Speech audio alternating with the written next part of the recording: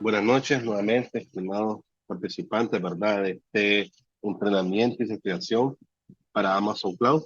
Es para nosotros un honor, ¿verdad? Tenerlos el día de hoy y ser parte de esta masterclass, ¿verdad? Que le hemos invitado para siempre fortalecer sus capacidades y su desempeño para su examen final. El día de hoy nos acompaña el ingeniero Michael Paz. Él es ingeniero de sistema de profesión, con más de 15 años de experiencia en tecnología.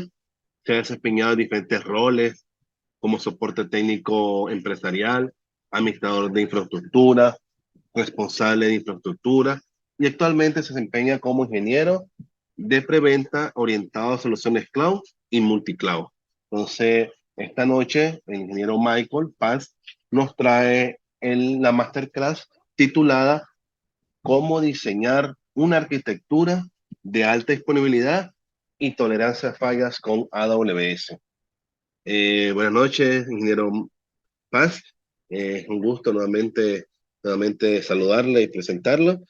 Dejamos en sus manos esta masterclass que siento que será de mucho provecho para todos los participantes. Hola, hola, buenas noches, mucho gusto. ¿Me escuchan? Sí, sí. Sí, ok, excelente. Bien, buenas noches. Gracias más bien gracias a ustedes por permitirme poder compartir un poquito de conocimiento con ustedes. Les pido disculpas de antemano porque la clase estaba programada para ayer, pero por un tema laboral no me pude conectar y la reprogramamos para hoy y les agradezco, ¿verdad?, a todos los participantes que han apartado un poquito de tiempo para acompañarnos en esta hora, ¿verdad? Ya un poco tarde, pero que es un tiempo que esperamos aprovechar bien. Espero que la clase de hoy, pues entiendo que ustedes se han preparado para realizar el examen Cloud Practitioner, así que espero que la clase de hoy pues les sea de utilidad, ¿verdad? Refuercen algunos de los conocimientos que seguro ya tienen, porque vamos a ver conceptos que ya se ven en la parte de Cloud Practitioner y tal vez algunos conceptos un poquito que ya se ven en la parte de arquitectura, ¿verdad? Como le decía Gerald, pues mucho gusto, Michael por acá, eh, acompañándole en esta hora y queremos compartir con ustedes el tema de cómo diseñar una arquitectura de alta disponibilidad y tolerancia a fallas con AWS. Eh, Primeramente, ¿verdad? Para poder hablar del tema de AWS, de alta disponibilidad, necesitamos entender a qué se refieren los términos alta disponibilidad y tolerancia a fallas. Son términos que normalmente de los que nos movemos en el entorno de IT, ¿verdad? Manejamos, conocemos, escucha. eh, no sé si por acá en la audiencia habrá personas que no son de IT, pero vamos a tratar de llevar las cosas de base, ¿verdad? Desde una base inicial para ir un poco más para adelante, ¿verdad? Entonces, primeramente queremos definir lo que es los conceptos de alta disponibilidad y tolerancia a falla para poder después entender cómo trasladamos esos conceptos hacia la nube de AWS, ¿verdad? Cómo construimos unas cargas, cómo construimos nuestra arquitectura, ¿verdad? Con nuestra instancia y todos los servicios que dispone AWS para nosotros para poder diseñar soluciones que se adapten a las necesidades de mi negocio, a las necesidades de la empresa donde yo laboro, ¿verdad? O a los clientes en el caso que yo me llegara a- a ejercer como un consultor, ¿verdad? Entonces entendamos que la alta disponibilidad se refiere a la capacidad de un sistema o un servicio para prestar funcionamiento, para estar en funcionamiento y disponible para los usuarios de manera continua, ¿verdad? La alta disponibilidad busca que los sistemas, las aplicaciones web y todo lo que nosotros entregamos en nuestro cómputo esté, como su nombre lo indica, disponible la mayor parte del tiempo y con un tiempo de inactividad mínimo, tendiendo a cero, ¿verdad? De ser posible. Ese es su principal objetivo, ¿verdad? Y evitar la interrupción del servicio, asegurando que siempre esté disponible y siempre esté funcionando, que es lo óptimo que todos y te deseamos, pero la parte de la alta disponibilidad al incurrir en que se busque cómo los tiempos de inactividad sean mínimos, lo mínimo posible, incurrimos en, por ejemplo, la redundancia. Y eso se traduce en temas económicos, ¿verdad? Poder invertir más, más recursos, por ejemplo, una redundancia a nivel de red, si lo tuviéramos, por ejemplo, en un segundo enlace de datos, un tercer enlace de datos, en dependencia de la criticidad de los servicios que ellos tengan, en dependencia de la naturaleza de la empresa en la que yo me desempeñe, por ejemplo, no es lo mismo la alta disponibilidad que debe manejar un banco, ¿verdad? Por el tipo de transacción y la naturaleza que el banco desempeña, porque una caída, por ejemplo, implica multas para el banco, y puede implicar pérdida de una transacción para el cliente, lo que se traduce tal vez en el dinero del cliente, a que, por ejemplo, digamos, una pequeña empresa, ¿verdad? Que puede tolerar que, por ejemplo, su servicio de Internet, su máquina, se le tenga una incidencia, ¿verdad? Y pueda estar o pueda no estar disponible durante un cierto periodo, ¿verdad? No es lo mismo, eh, no son distintos, ¿verdad? Entonces, en dependencia de la naturaleza de la empresa en la que yo me desempeñe, y la criticidad de los servicios que yo maneje, que yo entregue a mis clientes, llámese clientes externos o mis clientes internos, que sean los colaboradores de la empresa, ¿verdad? Así va a ser mayor el costo que yo tengo que invertir para poder tener mis servicios funcionales la mayor parte del tiempo posible, ¿verdad? Evitar una inactividad, ¿verdad? De mi sistema. Por otro lado, la tolerancia a falla está relacionada a la alta disponibilidad, pero la tolerancia a falla se refiere a la capacidad del sistema de mantener un rendimiento estable, un rendimiento razonable, en dependencia, aun cuando se produce un fallo, ¿verdad? La, la tolerancia a fallo eh, busca como que cuando ocurre una incidencia, ¿verdad? Una falla en mi sistema, o no necesariamente una falla en mi sistema, sino que una falla externa, por ejemplo, un corte de fibra que se cae, hay un corte de fibra, entonces yo, mi servidor web o mis aplicaciones web, por ejemplo, ya no pueden estar disponibles porque solamente tenía un enlace y a través de cifra pública nada más estaba saliendo y no tengo una redundancia, no tengo otro enlace, entonces, por ejemplo, ahí yo no estoy teniendo tolerancia a falla, ¿verdad? Entonces, ella busca cómo no estoy teniendo alta disponibilidad, perdón. Entonces la tolerancia a falla busca cómo, que a pesar de los incidentes que siempre pasan, no podemos decir ningún sistema es completamente perfecto, incluso en la nube hay fallas también. Entonces, lo que buscamos con la tolerancia a falla es como que a pesar de los incidentes que pasen, a pesar de las degradaciones de servicio que podamos tener, el sistema continúe operando de una manera eficiente y eso va ligado al nivel de riesgo que la empresa, por ejemplo, esté dispuesta a asumir. Por ejemplo, si una empresa dice, yo voy a continuar operando dentro de los planes de continuidad de negocio de la empresa, si ellos dicen que en vez de, está funcionando al 100%, pero sufren un incidente, ellos esperan que con al menos con el 50% puedan seguir operando. Eso ya, digamos, la tolerancia falla, el nivel de porcentaje lo define la empresa en dependencia de sus políticas internas y en dependencia del nivel de riesgo que esté dispuesta a asumir la empresa, ¿verdad? Como les decía, por ejemplo, en el caso de un banco, ellos, a pesar de que sufran una incidencia, tienen que tener mecanismos de redundancia grandes y eso implica una mayor inversión, ¿verdad? En términos económicos y normalmente, o casi siempre, tristemente en nuestra cultura nicaragüense, los presupuestos de TI son bien ajustados. Eh, Algunas personas creen que TI es un staff, es una isla o que por un tema de cumplimiento lo tengo que tener, pero no, ¿verdad? Son raras las empresas aquí en nuestro país que ven la importancia de un departamento de TI y ven la importancia de la capacitación de las personas en temas de tecnología, ¿verdad? Entonces, ya trasladándonos, ya teniendo en claro que la tolerancia a falla busca cómo seguir, continuar dando un servicio estable a pesar de la incidencia y la alta disponibilidad, busca cómo que ese tiempo de incidencia sea lo mínimo posible. Entendiendo esto, vamos a trasladarnos ahora hacia AWS. ¿Cómo podemos llevar estos términos hacia la infraestructura, hacia el despliegue de carga en AWS? Pero inicialmente, para poder entender cómo funciona la nube, ¿verdad? Ustedes ya han visto lo que es la inducción a la nube, los términos que se manejan, ¿verdad? Como el pago por uso, los modelos de responsabilidad compartida, eh, lo que es la infraestructura como servicio, plataforma como servicio, software como servicio, y en dependencia del tipo de infraestructura que yo esté levantando, existe ciertas responsabilidades que están del lado del proveedor como responsabilidades que están del lado del cliente.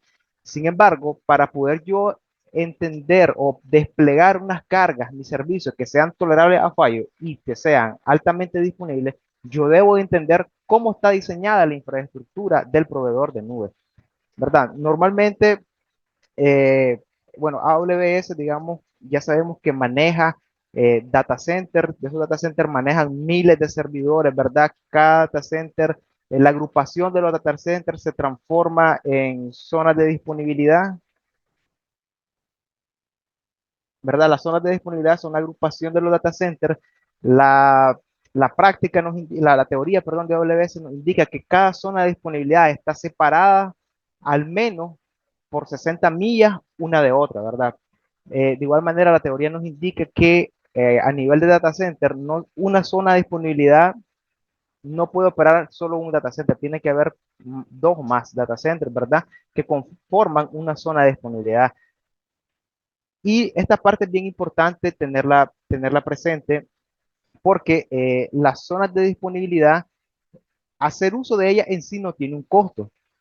Y hacer uso de ella a mí me ayuda a desplegar carga altamente disponible, porque yo puedo, como ya decíamos, todo falla, una zona de disponibilidad, los proveedores de nubes no son exentos de una falla, incluso ellos indican y por eso la facilitan para que las soluciones que nosotros entreguemos, las soluciones que nosotros despleguemos, puedan estar en varias zonas de disponibilidad en caso de falla. Las zonas de disponibilidad, cada una de ellas eh, tiene una alimentación, energía, climatización totalmente independiente de las otras zonas de disponibilidad, ¿verdad? En caso de una falla, en caso de un incendio, en caso de un evento natural como ya sea un terremoto, un huracán, eh, las zonas de disponibilidad están propensas a una falla de ese tipo, aunque ellos tengan mecanismos de redundancia, porque las zonas de disponibilidad, aunque ellos tengan, digamos, toda la agrupación interna, una red de fibra altamente redundante, hasta de 100 gigabits, ¿verdad? La fibra que maneja AWS dentro de sus regiones, dentro de todo su backbone, ¿verdad? AWS, que está regada toda la fibra a nivel del mundo, ¿verdad? Por acá. Acá en este enlace pueden ver las zonas de todo lo que es la infraestructura de AWS, la cantidad de zonas de disponibilidad que tiene desplegada, la cantidad de regiones que ellos tienen, ¿verdad? Y eh, así como las otras elementos que conforman la infraestructura de AWS. Por ejemplo, ya decimos que los data centers, el conjunto de data centers forman las zonas de disponibilidad. Las zonas de disponibilidad forman las regiones. La teoría nos indica que, y por un tema de examen también, como mínimo, ahora ya actualizado, dicen que las regiones están conformadas al menos por tres zonas de disponibilidad. Antes la teoría indicaba que eran dos, pero ya la nueva, por eso les invito, ¿verdad?, que puedan visitar este enlace y validen la información, al menos tres zonas de disponibilidad. A veces una pregunta de examen para que también lo tengan presente esa parte, ¿verdad? Existen otros elementos que conforman la infraestructura de AWS, como son las local zone. Las local zone son una extensión, no son una zona de disponibilidad, son unos centros de datos que están destinados por AWS para poder desplegar recursos de cómputo, bases de datos y algunos otros servicios seleccionados por AWS para reducir la latencia de red, ¿verdad? Las regiones, ¿verdad? Según la documentación, hay como 35 regiones distribuidas en todo el país, en todo el mundo, perdón, pero las local son, hay más, porque son centros de datos pequeños, pero que albergan gran capacidad a nivel de cómputo. Y eso permite que yo pueda desplegar mis recursos más cerca de, ya sea de mi país o de los clientes finales que yo voy a atender, ¿verdad? Y existen otros elementos que se llaman la Edge Location, que son, estas Edge Location están destinadas a la distribución de contenido.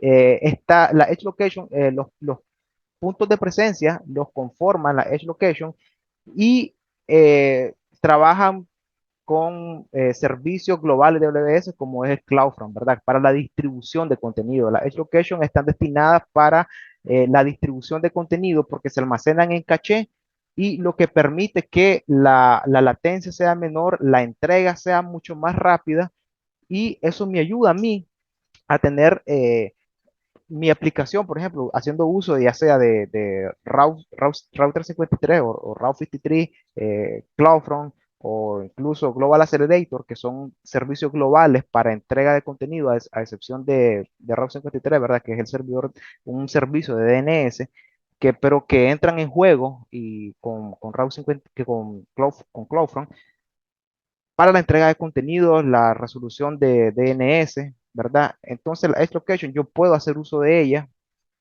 para entregar contenido más rápido, ya sea si tengo usuarios en otros países, yo puedo hacer uso de ellas para que la lectura, digamos, la recepción de la información, la entrega de ese contenido sea mucho más rápido.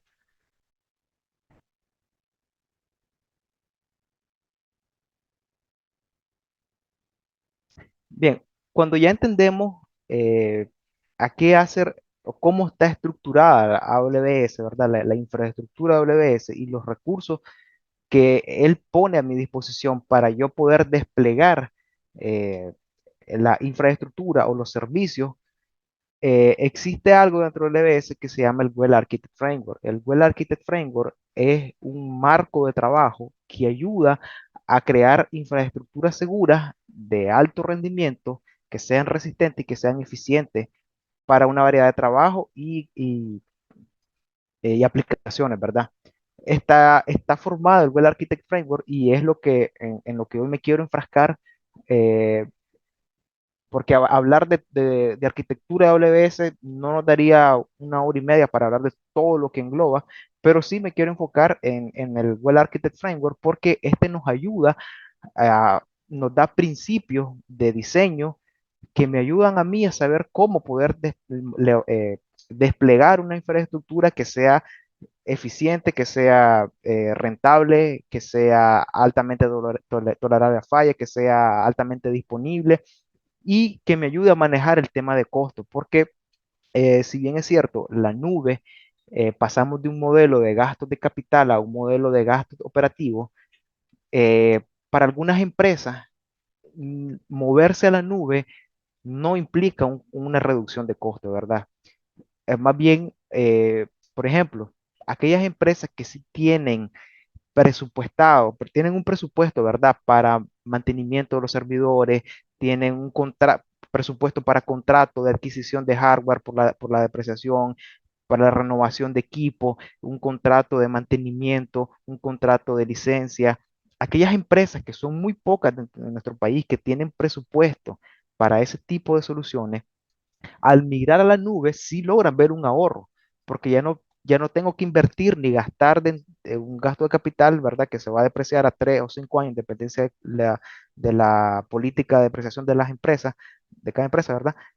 Un hardware un pago de hardware por adelantado, sino que yo lo traslado a un modelo de servicio. Entonces, ese tipo de empresas sí ven un ahorro, pero en cambio aquellas empresas que no tienen una cultura de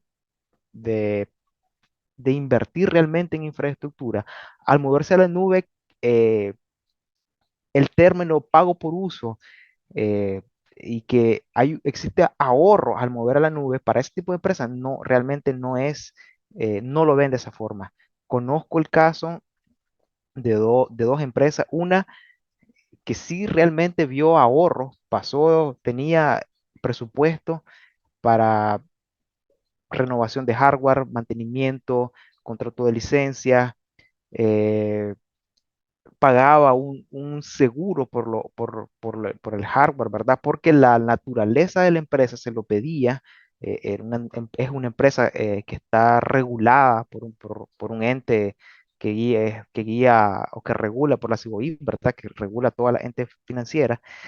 Entonces, cuando miraron a la nube, ellos vieron un ahorro significativo y el presupuesto que tenían destinado, que les sobró, que les sobra, digamos, de la parte de mirar a la nube, lo han invertido en nuevas mejoras, ¿verdad? En innovación, en capacitación al personal, porque sí lograron ver un ahorro. En cambio, conozco el caso de una empresa que no tenía presupuesto para TI, manejaba las cosas a como saliera en el camino, vemos cómo resolvemos, y que quiso migrar a la nube, pero cuando vio el tema de costos, cuánto le salía una solución y aún aplicando, digamos, las buenas prácticas de lo que debería de pagar por consumo, incluso haciendo uso de instancias reservadas, le pareció carísimo. Por ejemplo, una solución de $300 que llevaba tres máquinas virtuales desplegadas en dos zonas de disponibilidad, eh, e incluso llevaba una VPN site to site. Entonces vio que invertir $300, dijo, esto es demasiado, es muy caro. Y aún así aplicando las buenas prácticas, porque si se dejaba haciendo uso de instancias reservadas, porque si se dejaba en pago por uso, el costo era mayor. Entonces, ese tipo de empresa es muy difícil que se mueva a la nube, aunque existan marcos de trabajo como el Google Architect Framework que me va a ayudar a mí a desarrollar mis soluciones de una manera eficiente, que me va a ayudar a mí a tener, a migrar mis aplicaciones hacia la nube, que estén disponibles, que estén tolerables a fallas, que sean eficientes, que sean rentables. Se hace difícil para algunas empresas. Entonces, bueno, adicional, existe otro marco de trabajo que se llama el Cloud Adoption Framework, ¿verdad? Que es para ayudar a las empresas a cómo migrar a la nube. Eh, Les ayuda a crear un marco de trabajo, una planeación para poder mirar a la nube, ver si la empresa realmente está disponible o tiene el nivel de madurez necesario para moverse a la nube. Pero ese es otro marco de trabajo. Ahora, hoy nos queremos enfocar en los pilares del Google Architect Framework, que son seis, antes eran cinco, pero ahora eh, la documentación se actualizó, entonces ahora son seis pilares. Por ejemplo, tenemos la excelencia operativa, la seguridad, la fiabilidad, la eficiencia del rendimiento, la optimización de costo y la sostenibilidad, que este pilar es reciente, a lo más un año, 2 años que se agregó, el pilar de la sostenibilidad, ¿verdad? Entonces, ¿por qué el Well Architect Framework? Bueno, porque él nos va a ayudar a crear e implementar más rápido y de una manera más ágil y mejor. Nos va a ayudar a disminuir y a mitigar los riesgos, ¿verdad? No es lo mismo que empecemos sin una guía, que digamos, bueno, voy a irme hacia la nube, voy a migrar mi máquina para la nube y a ciegas, sin saber cómo funciona. No es lo mismo, ¿verdad? El riesgo que pudiera llevar a, a, a tomarlo en cuenta. Ahora, nos permite tomar decisiones fundamentadas, sabiendo de qué es la nube, cómo funciona, cómo debo hacer el paso hacia la nube, ¿verdad? Y conocer las mejores prácticas. La parte de las mejores prácticas, digamos, son un conjunto de experiencias de personas que ya han eh, eh, recorrido ese camino, que ya saben, han tropezado, que ya han cometido errores y que ayudan a no cometer ese tipo de errores y que ayudan a crear soluciones eh, seguras y altamente disponibles, ¿verdad? Ahora, los pilares, no creamos de que los pilares son independientes uno de otros, no, sino que al contrario, todos los seis pilares se tienen que relacionar y los tenemos que tener en cuenta a la hora de crear una arquitectura, una solución, ya sea en AWS o en otra nube que tengamos, ¿verdad? O que tengamos preferencia. Como les decía, los pilares del Google Architect son los que vamos a estar hablando, tratando de, un poco, porque la verdad que la documentación es grandísima. Hay una página de AWS que se llama AWS Documentation. Si ustedes quieren profundizar en esto, ahí está descrito todos los pilares, todas las buenas prácticas, los principios de cada pilar, para que también le den una revisión antes de hacer su examen, ¿verdad? Porque sí pueden venirles preguntas del Cloud Adoption Framework, pero también del Google Architect Framework, al menos mencionar o en qué consiste cada pilar. Entonces, el Web Architect nos da principios de diseño generales y principios de diseño específicos por cada pilar, ¿verdad? Automatizar las respuestas para asegurar eventos es uno de los principios de diseño generales, ¿verdad? Para la parte de monitorear y enfocarnos en la parte de la automatización como respuesta ante los incidentes o ante una alarma que surja, ¿verdad? O ayudarnos a hacer un escalamiento y a responder a la demanda de una forma más rápida.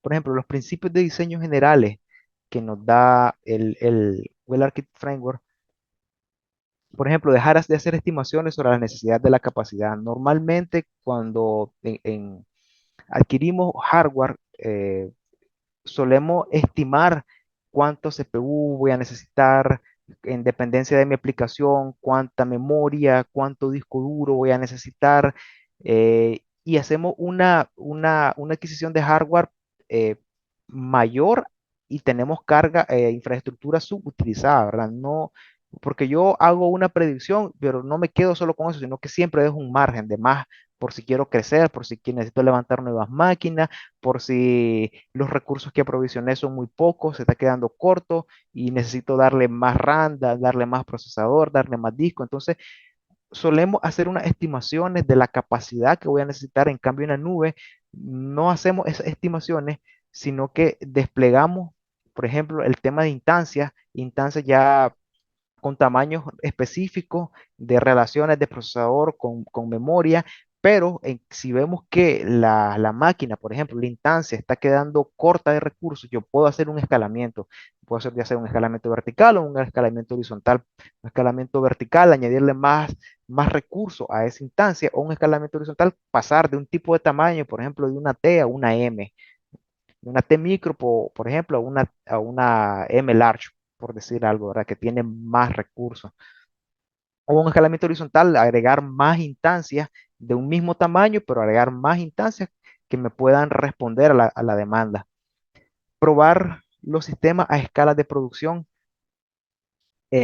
Muchas empresas no hacen pruebas de sus sistemas, no hacen unas pruebas fiables de sus sistemas. No hay el departamento a veces de QA no existe en algunas empresas. eh, Hacen pruebas muy pocas y no tan bien ejecutadas. Entonces, es necesario dentro cuando hacemos llevamos o queremos hacer una solución en la nube, probar estos sistemas, ¿verdad? Antes de implementarlos en producción, probar que la solución funcione muy bien. Otro principio es, digamos, automatizar para facilitar la experiencia de las arquitecturas. Las nubes, eh, AWS y otras nubes también se enfocan mucho en la parte de la automatización, en la infraestructura como código para mitigar errores, ¿verdad? Por ejemplo, en vez de hacer un escalamiento manual que me va a llevar más tiempo, puedo utilizar servicios como un auto-scaling group, por ejemplo, que me va a hacer que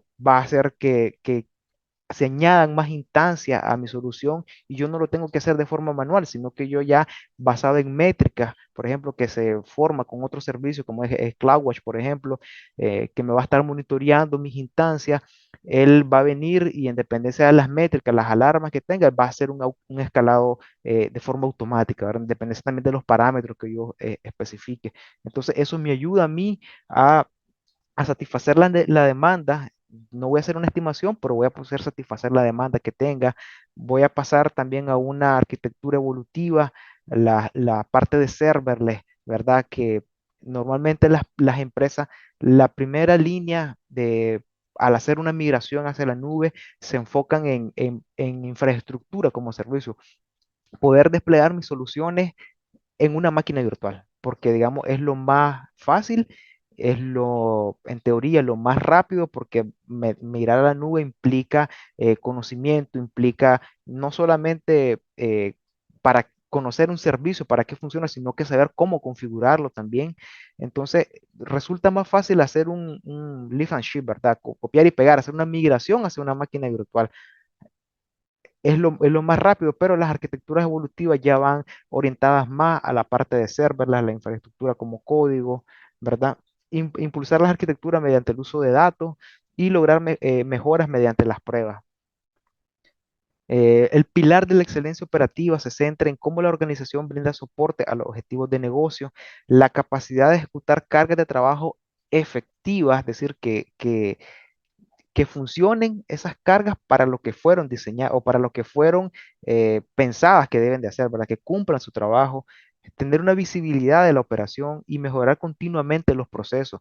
Podemos tener una infraestructura, podemos levantar, ¿verdad? Una solución, pero no significa que esa solución hasta ahí llegó y con eso, como funciona, mejor no lo toco. No, sino que buscar cómo optimizar mis cargas, de verdad, con las nuevas tecnologías que van saliendo, los nuevos servicios que AWS pone a mi disposición, buscar cómo mejorar los procesos. La mejora de los procesos me va a ayudar a tal vez a disminuir la latencia. Recordemos que la parte de la alta disponibilidad no solamente es que los servicios estén disponibles, que la interrupción del tiempo sea lo mínimo posible, sino que también cumplan con la función, ¿verdad?, con la que fueron destinados, que se ejecuten las cargas de manera correcta y, y además también la excelencia operativa nos permite que tengamos los procedimientos del negocio, ¿verdad? Mejorar los procesos y mejorar los procedimientos de negocio para agregar valor al negocio, ¿verdad? TI también toma un papel fundamental en cómo mejorar, ayudar a que la empresa maximice sus utilidades, maximice el posicionamiento de la empresa. Es parte también de los, de las funciones de TI, de cómo yo hago que la empresa adquiera valor a través de las herramientas tecnológicas. Y parte de eso lo conlleva el pilar de la excelencia operativa. Digamos, algunos de los pilares de los principios de diseño del pilar de la excelencia operativa es, por ejemplo, llevar a cabo operaciones como código, hacer cambios frecuentes, pequeños y reversibles.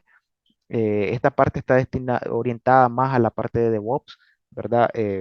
Hacer iteraciones, cambios continuos, CI, CD, reintegración continua, despliegue continuo, perfeccionar los procedimientos operativos con frecuencia, lo que decía antes, anticiparnos al error y aprender de los errores operativos, ¿verdad?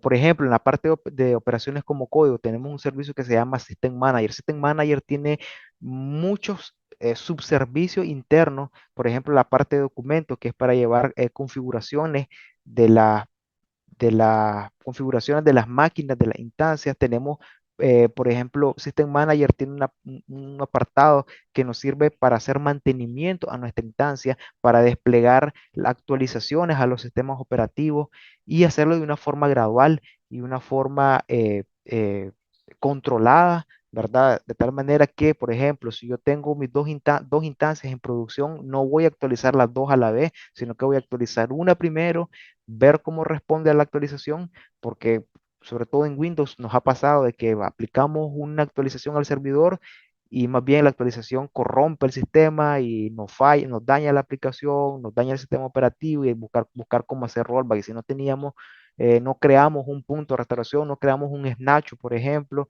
se nos hace más complicado restaurar, ¿verdad? En cambio, con System Manager podemos hacer despliegues de las actualizaciones, por ejemplo, parcheo en instancia de manera controlada. Existe otro servicio de System Manager, es el Session Manager, que el Session Manager nos permite poder acceder a mi instancia de una manera segura.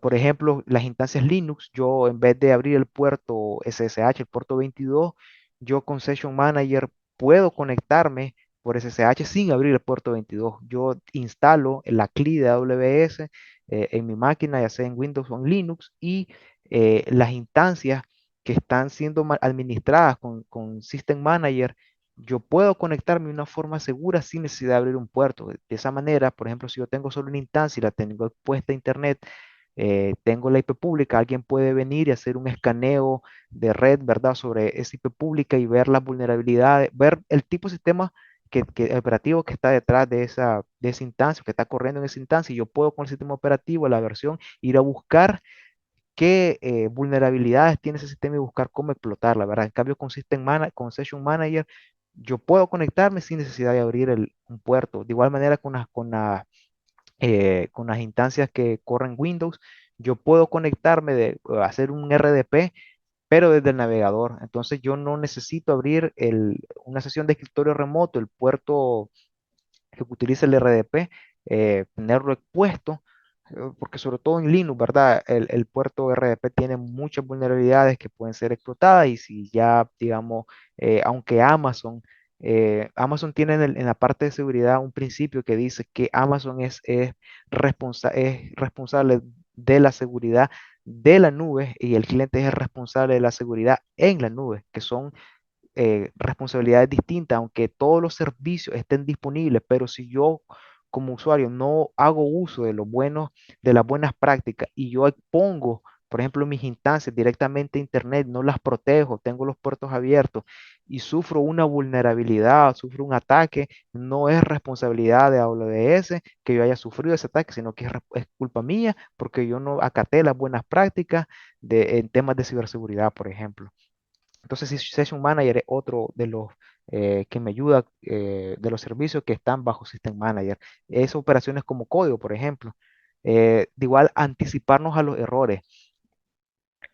Normalmente, cuando levantamos máquinas virtuales, por eso les decía la importancia de las zonas de disponibilidad, porque las zonas de disponibilidad en sí no tienen un costo, más bien AWS busca cómo y nos insta a que despleguemos nuestras instancias en diferentes zonas de disponibilidad. Por ejemplo, en este caso, un usuario hace una petición que llega a un load balancer, ¿verdad? Que distribuye, recepciona todas las peticiones de los usuarios y las distribuye a través de todas mis instancias.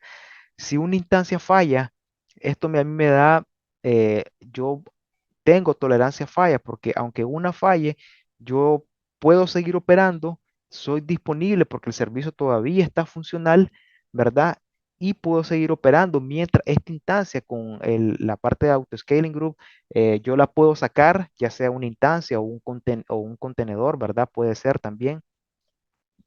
eh, eh, yo la saco mientras siguen procesando el load balancer en dependencia de las reglas eh, que yo configure dentro del load balancer para ver si la salud de las instancias, al detectar que esta instancia está mal, el tráfico que ya no le envía tráfico a ella, sino que lo redistribuye entre el resto de instancias. Por ejemplo, con el Autoscaling Group también, si yo sufro una instancia que esté mala, y hay un aumento de la demanda, el Autoscaling Group va a detectar eso, se va a disparar. Por acá también hay otro servicio que es CloudWatch, va a ver que hay una alerta y yo puedo desplegar a través de esa alerta, decir que se genere una nueva instancia. Y todo eso de manera automática. Yo me estoy anticipando y no necesito eh, estar dedicado 100% y hacerlo de forma manual, ¿verdad? Sino que de manera automática lo podemos hacer, ¿verdad? De igual manera, si una instancia de la base de datos, por ejemplo, de RDS, yo puedo desplegar multi-AZ, ¿verdad? Mi instancia eh, primaria, puedo desplegar bases de datos secundarias en modo de réplica o en modo de standby en caso que la primaria sufra una falla, se haga un failover de forma automática y la instancia, la base de datos que estaba en modo de standby, asuma el rol de la primaria, ¿verdad? Mientras se logra hacer una reparación de este lado, ¿verdad? Entonces, una parte de anticiparnos a los errores con los servicios que AWS nos ofrece.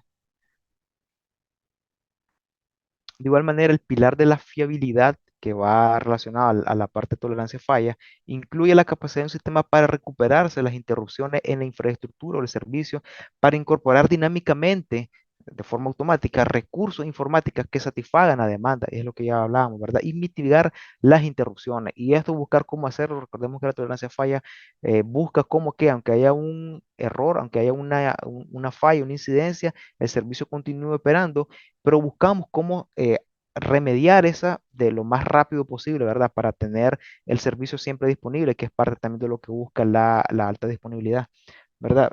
Mitigar las interrupciones como errores de configuración o los problemas de red temporales, ¿verdad? El director de tecnología de AWS, Werner Vogel, eh, insta, ¿verdad? Y es lo que les decía al inicio, que todo falla, no por ser la nube no está exenta de que llegue a fallar. No, todo falla, ¿verdad? Las mismas personas de AWS indican que todo falla. Necesitamos crear un sistema que abarque el fracaso como algo natural, ¿verdad? Entonces, como yo sé que va a fallar, yo voy a diseñar pensando en que va a fallar. Y eso me va a ayudar a mí a mitigar los puntos de falla, mitigar los cuellos de botella, ver en dónde mi solución, si se genera un error, va a desencadenar que los otros servicios no estén disponibles, va a desencadenar una degradación de servicio, va a desencadenar de que yo no pueda prestar mi servicio a los clientes y hay algo muy interesante que muy pocas empresas tienen y es hacer un estudio de tiempo de cuánto, por ejemplo, en términos económicos significa no prestar los servicios. Son muy pocas las empresas que hacen ese estudio, pero aquellas que lo llegan a hacer invierten porque saben que, por ejemplo, pasar 5 minutos, 10 minutos fuera de línea es plata que se pierde. Los bancos, por ejemplo, tienen que, por tema regulatorio, tener ese tipo de estudios para saber no solo la operación del banco, sino que también porque eh, llevan transacciones de los clientes, ¿verdad? Y es dinero también de los clientes. Entonces, necesitamos tener eso presente, de que todo falla, la nube puede fallar y por eso AWS dispone mecanismos que nos ayudan a nosotros a construir soluciones que toleren el fallo, ¿verdad? Por ejemplo, los principios de la fiabilidad, recuperando los errores de forma automática, probar los procedimientos de recuperación. Algunas empresas tienen planes de desastre, tienen DRP, tienen planes de contingencia, pero normalmente no los prueban. Y hasta que llega a pasar una incidencia, lo ejecutan y ven que ese plan realmente no sale como estaba planificado. ¿Por qué? Porque no los prueban. Se diseñan, se escriben en papel, pero no hacen pruebas de ver, hacer una ventana de mantenimiento y decir, bueno, vamos a votar el servicio primario y en teoría este debe de resolver, debe de levantar, la redundancia tiene que entrar, ya sea de una manera activa pasiva o tiene que estar activa activa, dependencia de cómo la empresa lo estime conveniente y no lo hacen, no los prueban y hasta que llega a pasar un incidente son las carreras, ¿verdad? Lo he visto, me ha pasado en experiencia y por eso lo recalco, ¿verdad? Y lo resalto. Y son varias empresas las que no prueban sus procedimientos de recuperación. Algunas empresas buscan la parte de DRP, ¿verdad? De tener un sitio alterno, hacer una replicación de mis datos, hacer mi sitio alterno, pero cuando llega a fallar el sitio primario, hacer el failover, ¿verdad? La conmutación por error hacia mi sitio alterno, ¿cómo lo hago? ¿Cuánto tiempo me va a llevar? Son muy pocas las empresas que han llegado a medir ese RPO, ese RTO, ¿verdad? De tiempo o pérdida de datos que pueden hacer porque no prueban sus procedimientos. Otro de los principios de la fiabilidad es escalar horizontalmente más que vertical, ¿verdad? Para aumentar la disponibilidad de las cargas de trabajo, dejar de hacer estimaciones de la capacidad y administrar los cambios con automatización. Por ejemplo, la parte de los servicios sin estado, como el Autoscaling Group, que él va a escalar de forma automática, a hacer un escalado horizontal, es decir, del mismo tamaño, del mismo tipo de instancias, va a mandar a crear nuevas instancias para satisfacer la demanda, ¿verdad? Eh, o, por ejemplo, el servicio de Elastic Cache, que es un servicio completamente administrado para agregar eh, rendimiento a las aplicaciones, rendimiento incluso a la base de datos, al tener en memoria y acelerar los procesos de, eh, de recuperación eh, o de lectura de las bases de datos, por ejemplo, que son servicios administrados, que nos ayudan, los servicios sin estado nos ayudan a la recuperación de forma automática, hay que hacerlo manual. Por ejemplo, hacer un escalado horizontal versus un escalado vertical. Le decíamos que el escalado vertical consiste en cambiar de un tipo de instancia, por ejemplo, de una C5 large a una C5X large. Por ejemplo, le añado más recursos a la misma instancia. En este caso, por ejemplo, si yo tengo 4 instancias y me falla una, yo tengo una capacidad reducida al 75%. Tengo tolerancia a fallas, sí, porque sigo operando, trabajo al 75%, pero hacer este escalado es manual e implica un reinicio de la instancia, ¿verdad?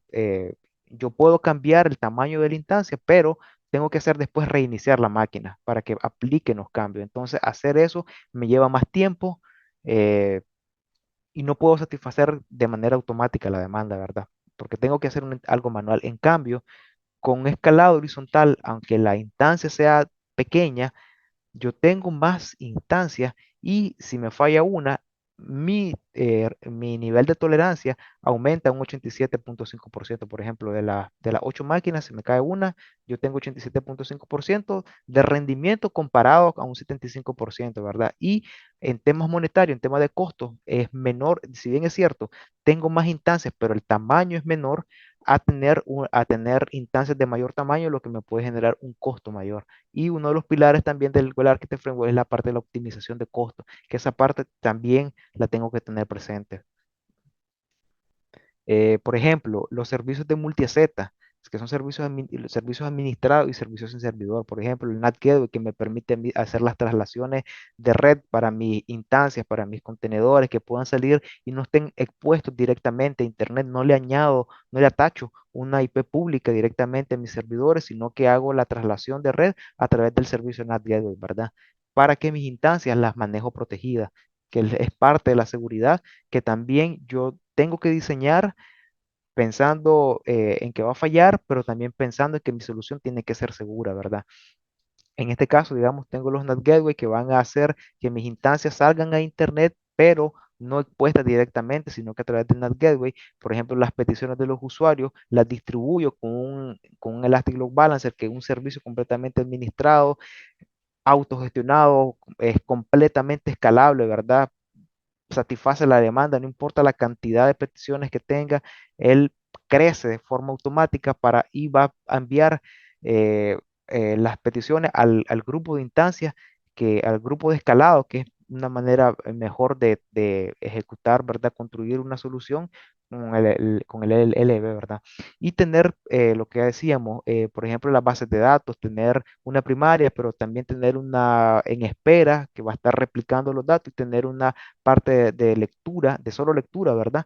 Que eso le permite a la base de datos liberar de carga y que las peticiones sean muchísimo más rápidas, que aquellos datos que solo son, por ejemplo, reportería, que los datos no van a cambiar, yo puedo tener esa parte de réplica, de solo lectura y libero de carga a la base de datos principal, ¿verdad? Para otro tipo de transacciones. Y solamente aquellos datos que no estén en la réplica de lectura los vaya a consultar a la base de datos máster, ¿verdad? A la base de datos primaria.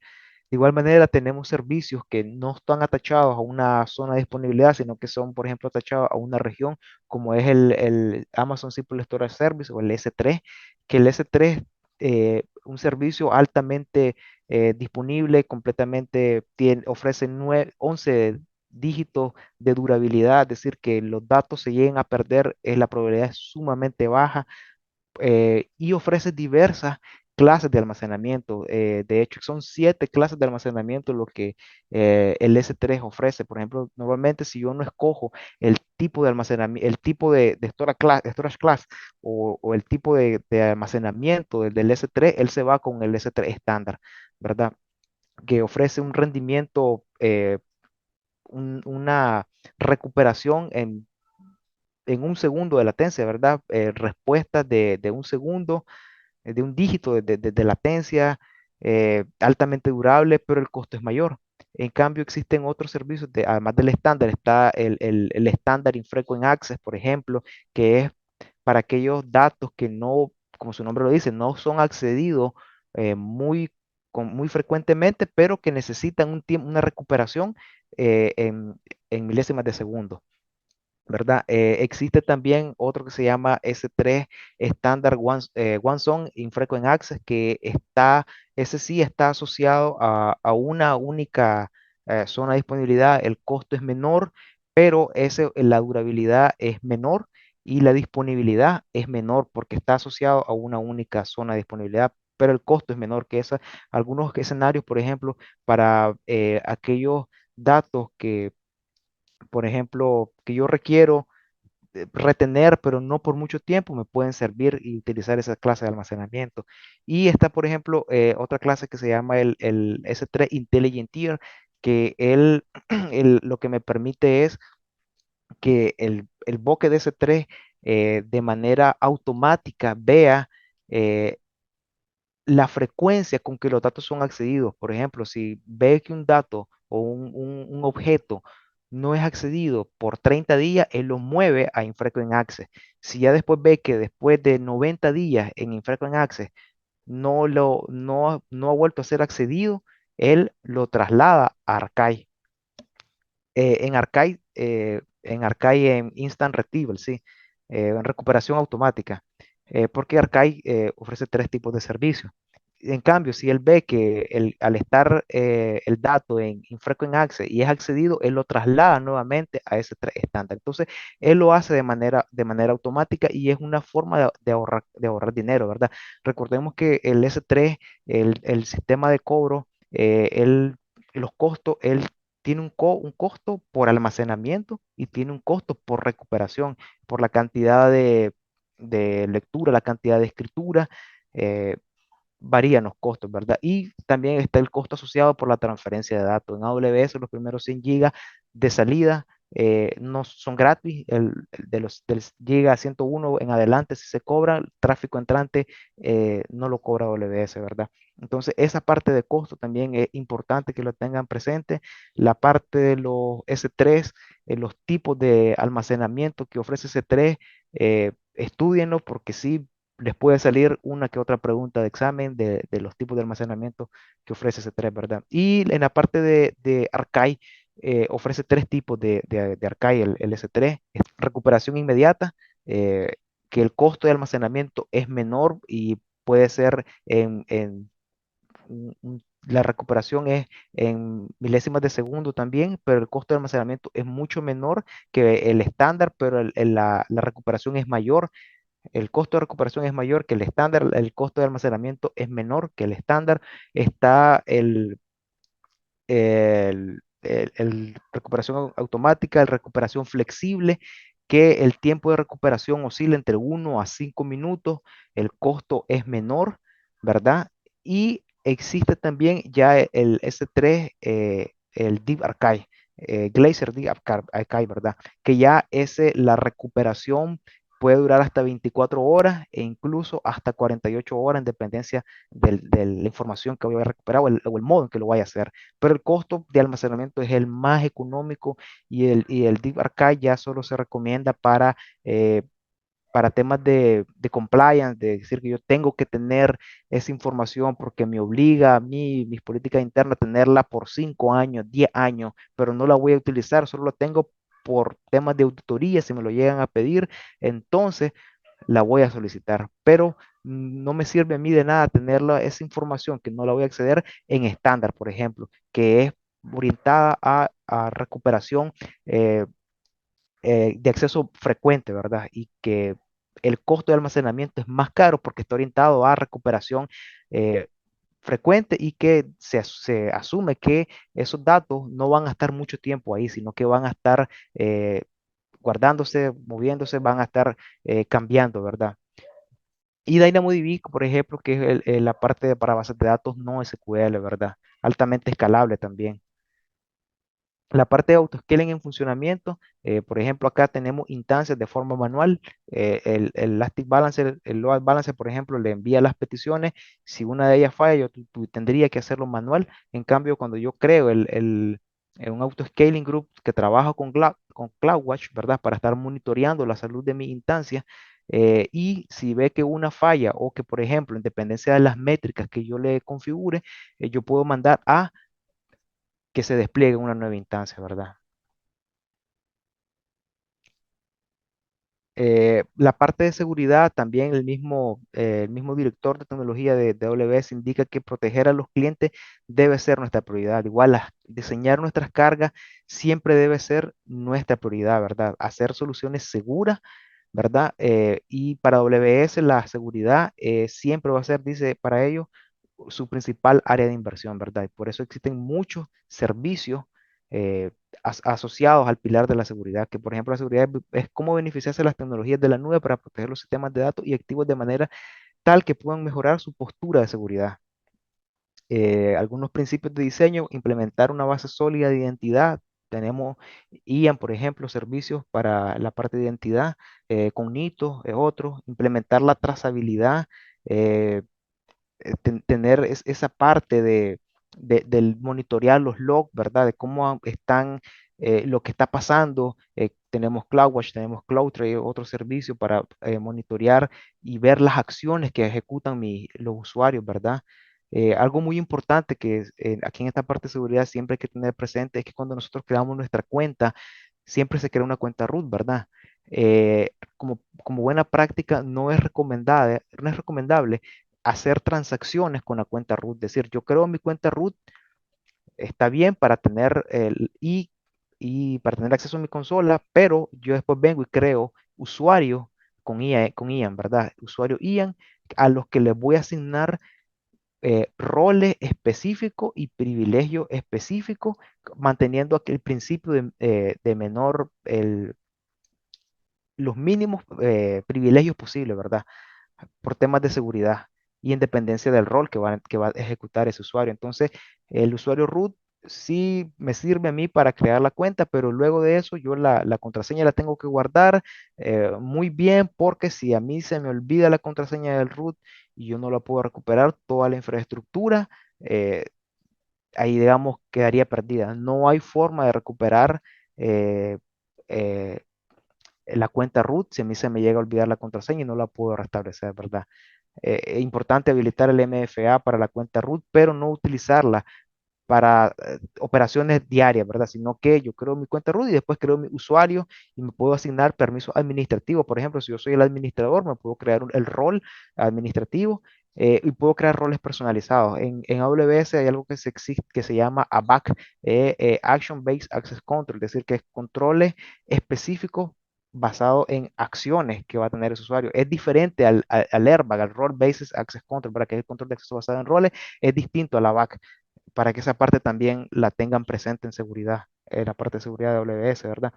Tratar de automatizar las mejores prácticas, proteger los datos en tránsito y en reposo. S3 ofrece, por ejemplo, el cifrado en reposo de los datos.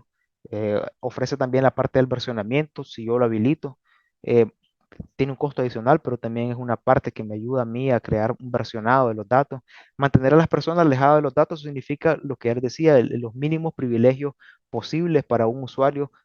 Normalmente solemos darnos los permisos administradores, los permisos root, porque yo tengo que tener todos los permisos, todos los privilegios para poder probar.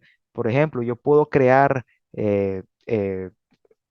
cuentas con AWS Organization, por ejemplo, para los desarrolladores que a veces necesitan tener permisos administrativos. Ok, excelente. Entonces yo le creo una cuenta de pruebas con instancias de pruebas con permisos sobre esa cuenta específicamente, no sobre producción, ¿verdad? Para que ahí pueda hacer y deshacer sin que me afecte producción, pero no le voy a dar permisos de root, por ejemplo, a un desarrollador en mi ambiente productivo si no lo necesita. ¿Verdad? Entonces, siempre mantener esa parte bien presente y prepararnos para los eventos de seguridad, porque todo falla, ¿verdad?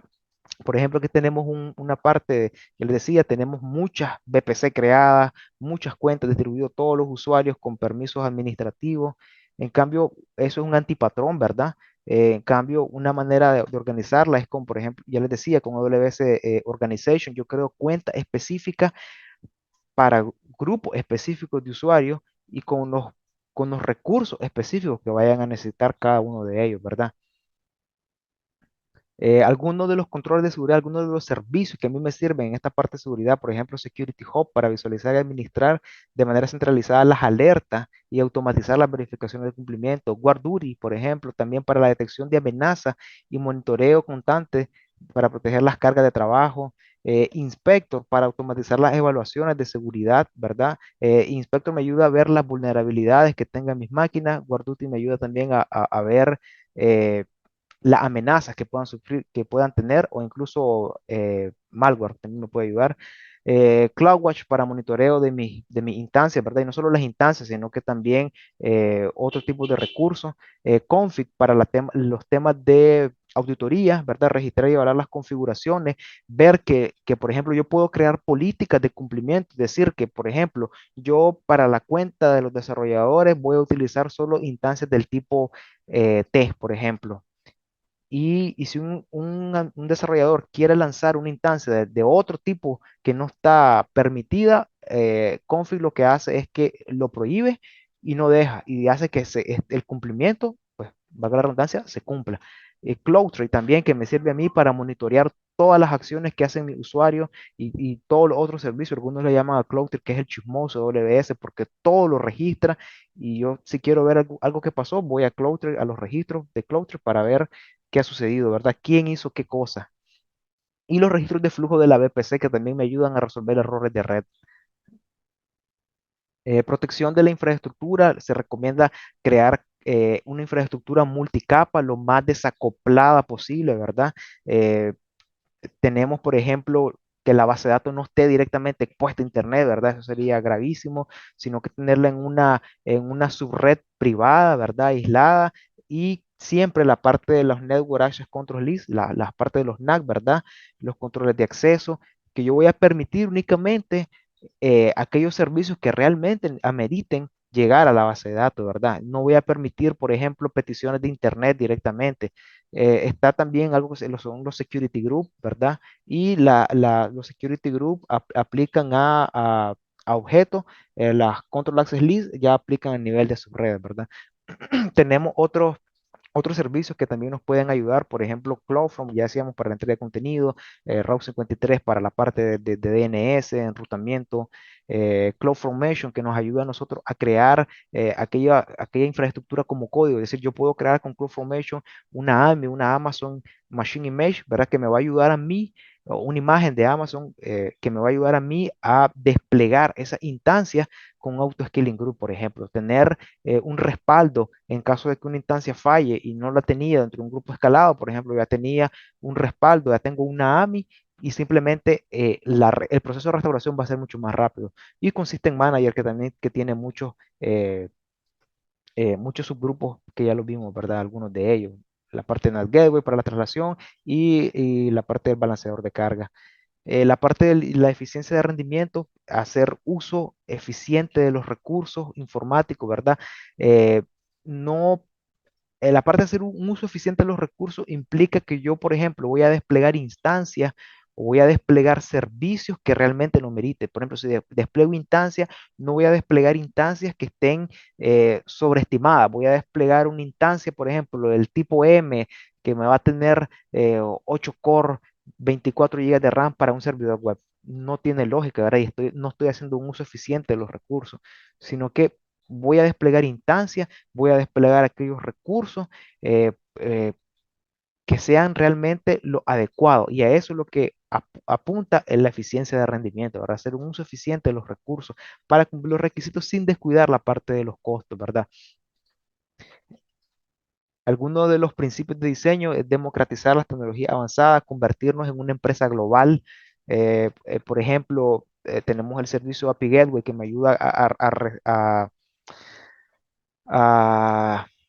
a recepcionar aquellas peticiones de la API, ¿verdad? Que yo las puedo, por ejemplo, trasladar esas peticiones a un Lambda que me va a ejecutar de forma más rápida y me va a cobrar solamente por el tiempo de cómputo que me ejecute, ¿verdad? Y me lo va a hacer de una manera muchísimo más rápida, buscando cómo irme por esa parte de automatización, de esa parte de serverless, y me va a ayudar a mí a ejecutar más rápido las solicitudes, ¿verdad? Y eso me va a ayudar a mí a convertirme global, de una empresa global, no solamente con la parte de CloudFront, de entregar el contenido, a hacer uso de los puntos de presencia más rápido, no, sino que también responder a los cambios de las demandas que tenga mi negocio de una forma mucho más rápida, mucho más eficiente, ¿verdad?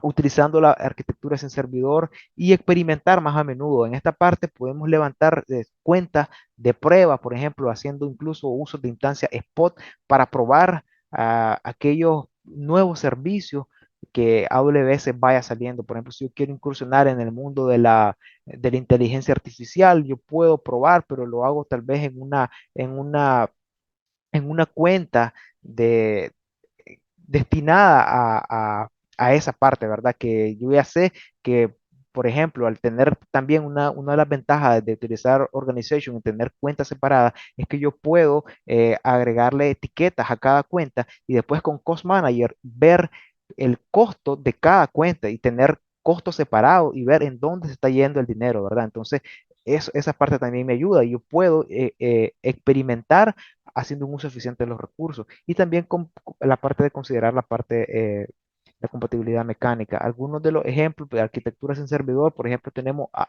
AWS Amplify que ayuda a los desarrolladores a crear aplicaciones web, a crear un front-end para aplicaciones móviles.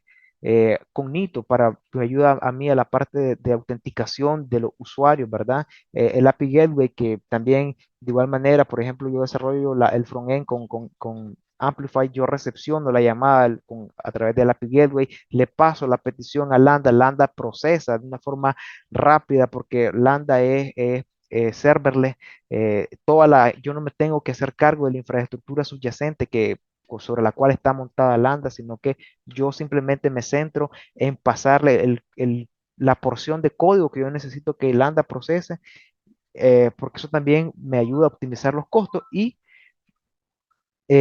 luego tenemos, por ejemplo, a DynamoDB, que es una base de datos no SQL completamente administrable también por Amazon, ¿verdad? Entonces, yo voy a buscar en la medida de lo posible y si mi aplicación está destinada, yo la puedo convertir a una aplicación nativa de nube, buscar cómo utilizar arquitectura sin servidor, ¿verdad?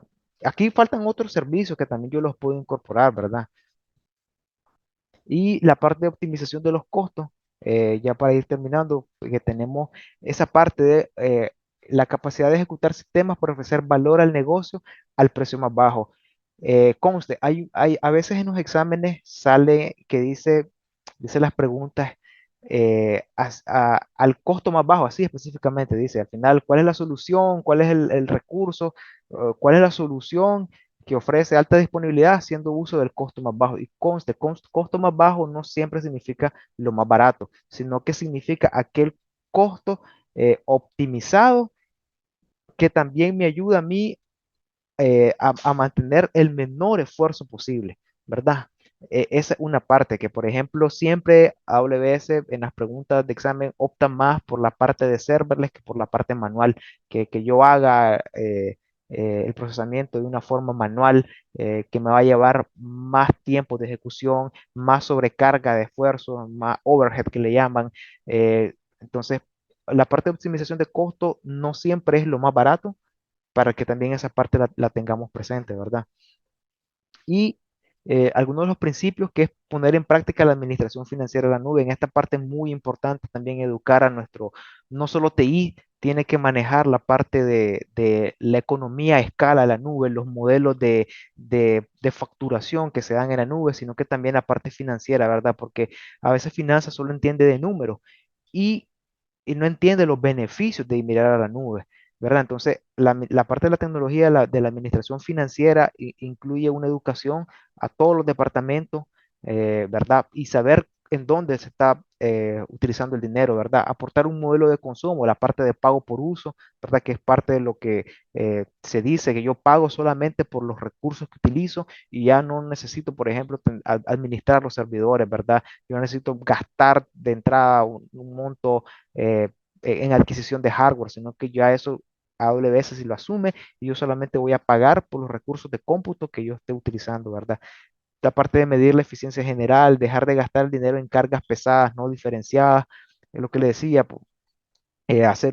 no escoger los tamaños de máquinas de instancias eh, adecuados eh, para la solución que yo esté utilizando, o la parte de contenedores también, ¿verdad? Que viene a ayudar eh, a, a esta parte de optimizar y hacer más rápidas las soluciones, que existen servicios como SS, Elastic Container Server, o EKS, Kubernetes Service, ¿verdad? Para la administración de los contenedores, la orquestación de servidores, y está también un servicio que se llama Fargate, que es para serverless, eh, para el manejo de los contenedores, pero de una forma más automatizada, ¿verdad? Yo ya no tengo que ver por la parte a nivel de infraestructura, sino que serverle ya eso, Fargate se encarga de esa parte, ¿verdad? De una forma más rápida.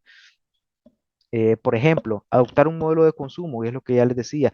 Yo, por ejemplo, si voy a tener una cuenta para producción y una cuenta para desarrollo y prueba, la voy a tener la parte, por ejemplo, de desarrollo y prueba, yo no necesito tenerla las 24 horas del día, los 365 días del año encendida, ¿no? Sino que la voy a utilizar solamente durante las pruebas se lleven a cabo, luego las puedo apagar, ¿verdad? Entonces, por ejemplo, si hacemos este ejercicio a $1 la hora, teniendo estas cargas así, estos ambientes, nos resultaría, digamos, al año 17.550, $520.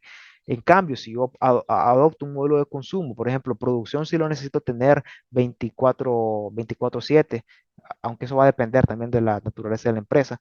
Y por ejemplo, yo desarrollo y pruebas, la tengo solamente 8 horas encendida al día por 261 días, digamos que veo un ahorro en temas de costo. Por ejemplo, de $17.000 paso a $10.848. Por ejemplo, aquí es una parte de cómo ahorrar en la nube, ¿verdad? De igual manera, yo puedo ver en qué se está gastando el dinero con Cost Manager, ¿verdad? Y la parte de los reportes. Muy importante aquí hacer uso de las etiquetas, ¿verdad? Cada recurso puede tener hasta 50 etiquetas y yo puedo después hacer reportes por etiqueta, ¿verdad? Por los tipos de instancia, por los servicios o incluso los serverless. Yo puedo llevar una reportería y ver cómo estoy gastando, que por ejemplo, si yo ya llevo un promedio, ya sé que estoy gastando solo $100 al mes, pero al siguiente mes vino una factura de 150, ver en qué se gastaron esos $50 de más con la parte de reportería, ¿verdad? Y haciendo uso de la etiqueta, yo puedo saber en qué se invirtió. Y hay otros servicios, por la parte de CloudTrade, por ejemplo, que les decía que podemos ver qué hizo un usuario, qué usuario ejecutó qué acción, yo lo puedo ver, ¿verdad? Por eso es importante la parte de monitoreo también y seguimiento y control para ver en qué estamos gastando el dinero, ¿verdad?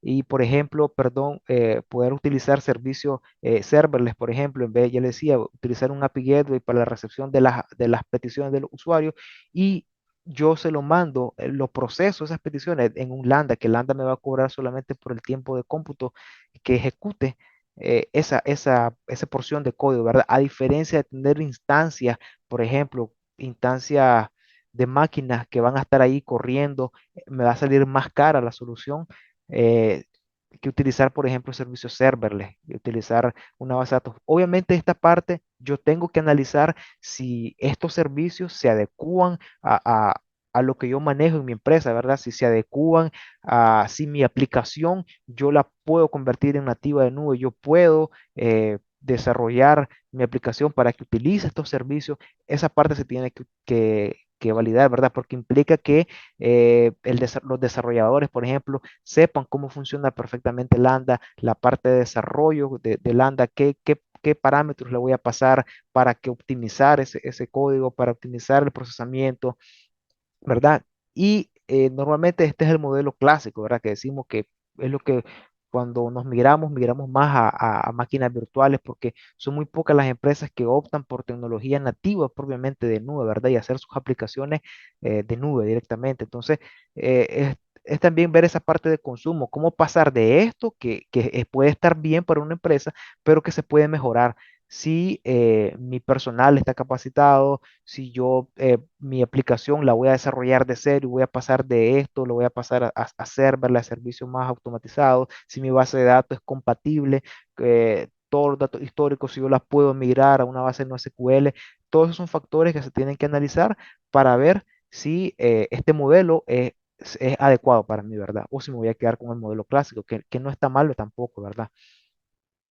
Es lo que él decía también acá, el uso de las etiquetas para ver en qué se está gastando el dinero. En vez de tener un reporte general, yo puedo tener un reporte de cuenta específico y a saber y ver, por ejemplo, si dentro de mi empresa, cada área tiene su propio presupuesto, yo puedo crearles cuentas independientes y hacerle un reporte eh, independiente, ¿verdad? Para que los gastos se distribuyan a través de los presupuestos de cada área de mi organización, ¿verdad? O de la organización de los clientes, los que estuviéramos trabajando. Y pues esa sería, digamos, la parte de lo que quería compartir hoy con ustedes, ¿verdad? No sé si tienen alguna pregunta, si quedaron claros o los dejé o no, ¿verdad? Traté de ser lo más preciso posible, pero por acá estamos, ¿verdad? Si tienen alguna consulta. Igual, como les decía, hablar de AWS, la arquitectura es grandísimo. 1 hora y media no nos daría el tiempo. Ya, ya dentro del curso de arquitectura, ¿verdad? De AWS ya se profundiza en estos servicios y en otros servicios que existen, ¿verdad? De AWS. Eh, eh, pero, digamos, eso es lo que quería hoy compartir con ustedes. Muchas gracias, Michael, ingeniero Michael, ¿verdad? Por su presentación. Vamos a abrir un espacio, unos 10 minutos, ¿verdad? Máximo, para alguno de los protagonistas que quieran hacer una pregunta al ingeniero. Este sería el momento para pasar a la siguiente fase y finalizar nuestra masterclass. Tenemos ahorita un espacio de 10 minutos. Pueden levantar la mano para así darles la oportunidad con alguna consulta, pregunta o duda. Igualmente, como le decía el maestro, también le está dando algunos tips, ¿verdad? Para la parte de su examen, que muy pronto van a realizarlo. Entonces, también él nos está apoyando. Si tiene alguna consulta varia, ¿verdad? Con respecto a algunas cosas de certificación, también como les comentaba anteriormente, en la sesión anterior, él es certificado ya en Cloud Partition. Entonces, él también ya tiene experiencia en esa área. Entonces, estaríamos activos estos 10 minutos. ¿Alguna consulta que tengan?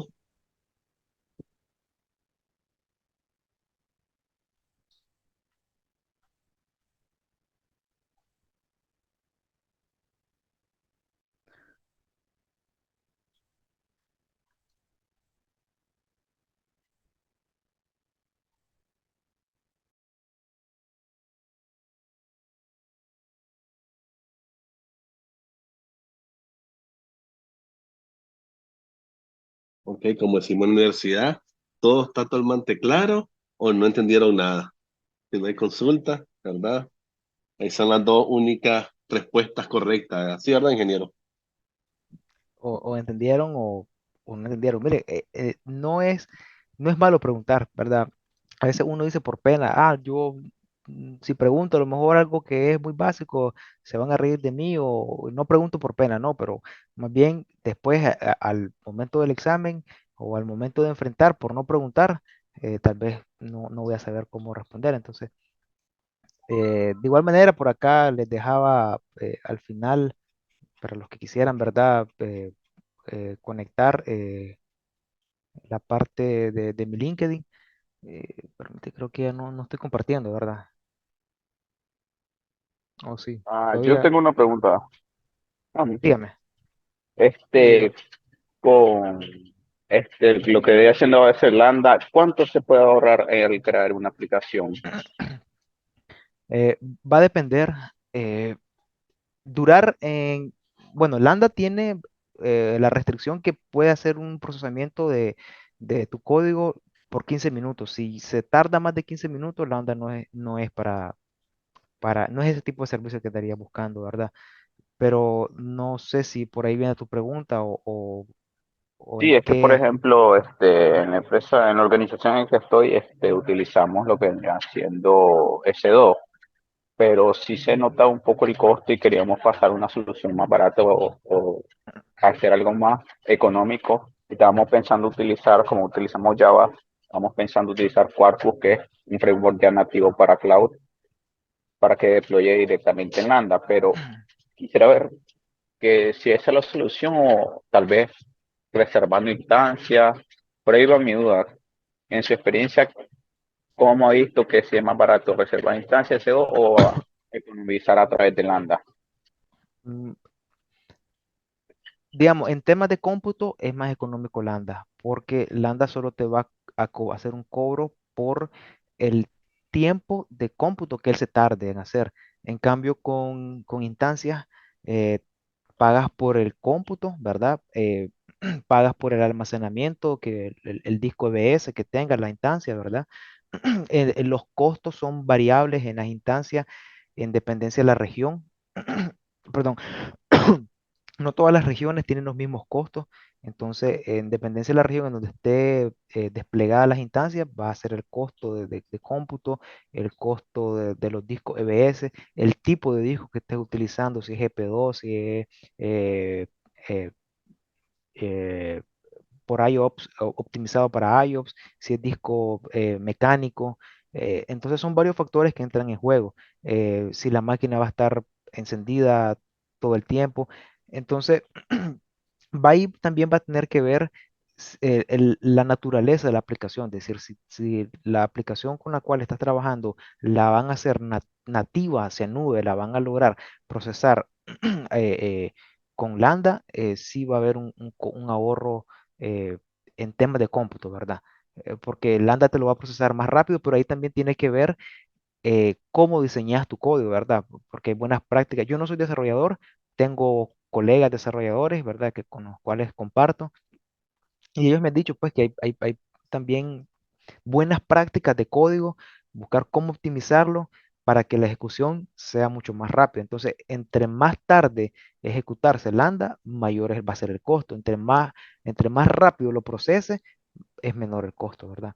Entonces ahí va a depender de, de la aplicación, la naturaleza, si está hecho para nube, si lo pueden procesar en Lambda, pero después, después que lo procesas en Lambda, ¿qué vas a hacer? ¿Hacia dónde lo vas a mandar después? Esa parte también la tienes que ver, ¿verdad? ¿Qué te va a retornar Lambda? Si va después lo vas a enviar a un bucket de S3, por ejemplo, o si solamente lo procesas, hacia dónde más después lo vas a enviar? Esa parte también la tienes que ver. Ok, comprendo. Muchas gracias.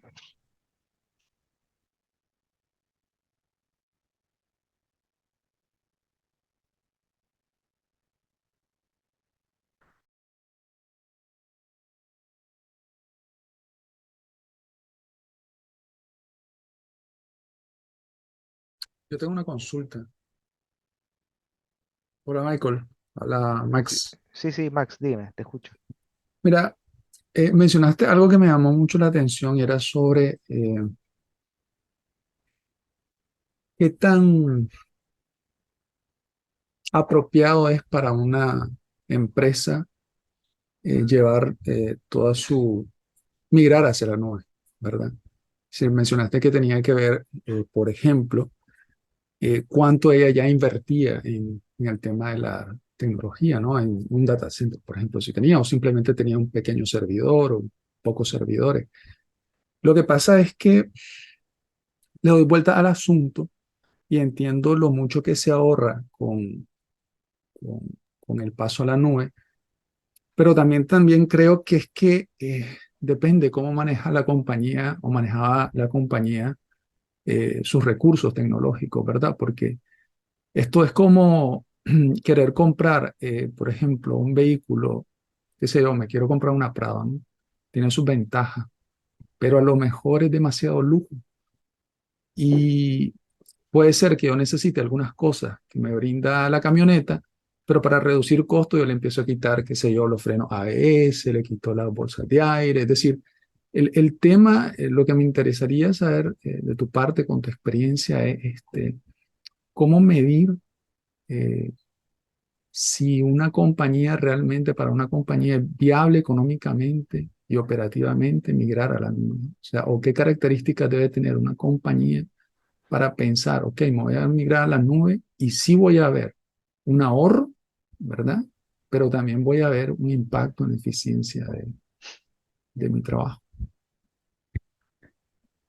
Ahí, Max, como les decía, y como tú mismo lo mencionaste, tiene que ver la cultura de la empresa. Por ejemplo, si la empresa tiene presupuesto para un contrato de mantenimiento de los servidores, tiene un presupuesto para licenciamiento, tiene un presupuesto para renovación de hardware. eh, Ahí, en ese caso, al mirar la nube, sí va a ver que va a tener un ahorro, va a ser más eficiente, porque, por ejemplo, mi personal de TI, en vez de estar destinado a ver los errores de hardware, al tener un hardware, yo, por ejemplo, yo tengo que tener, eh, si se me falla tengo que tenerlo en alta disponibilidad, por ejemplo, buscar como que el servidor tenga doble fuente, buscar como que tenga dos sockets para core, ¿verdad? Para los procesadores, el tipo de disco que le voy a poner, si va a ser SAS, si va a ser la velocidad de lectura, o sea, son toda la parte, la administración de la infraestructura. Ya mi personal, en vez de dedicarse a eso, en vez de administrar, que si se me falla una fuente y no tenía, no voy a estar operativo, que si me falla un disco duro y a lo mejor por mala práctica no tenía el RAID configurado y tenía un RAID cero, se me fue el disco, perdí toda la información, no tenía esa opción. eh, Al pasar la nube sí voy a ver ahorro, pero si la empresa no tiene la cultura, no tiene un presupuesto de TI, cuando vea la parte de los números va a ser un poco más complicado para ellos. Y hay factores que tienen que ver que no solo la parte económica, porque normalmente vemos eso, es decir, voy a gastar $500 mensuales en nube. Pero no solo eso, sino que, por ejemplo, a raíz de la pandemia, ¿verdad? Muchas empresas, o la pandemia vino a acelerar la adopción de la nube. Muchas empresas migraron sus máquinas, su infraestructura a máquinas virtuales, hicieron una copia tal cual, porque eso les permitía trabajar desde cualquier parte, ¿verdad? Muchas empresas adquirieron herramientas de colaboración para trabajar desde cualquier parte y ya fue un modelo que vino a quedarse, ¿verdad? Entonces, eh, en ese caso tenés ventaja porque, digamos, ya tu infraestructura, ya no tenés que pensar también en la redundancia, en el costo eléctrico, en la climatización, que se te frega el aire, que si hay un incendio, pensar que si a las 12 de la noche se te dispara el sensor de humo del data center, tenés que salir corriendo, y esa parte operativa te la quitas, se la traslada a AWS, entonces ves esa parte, ya tu personal se puede dedicar a algo más.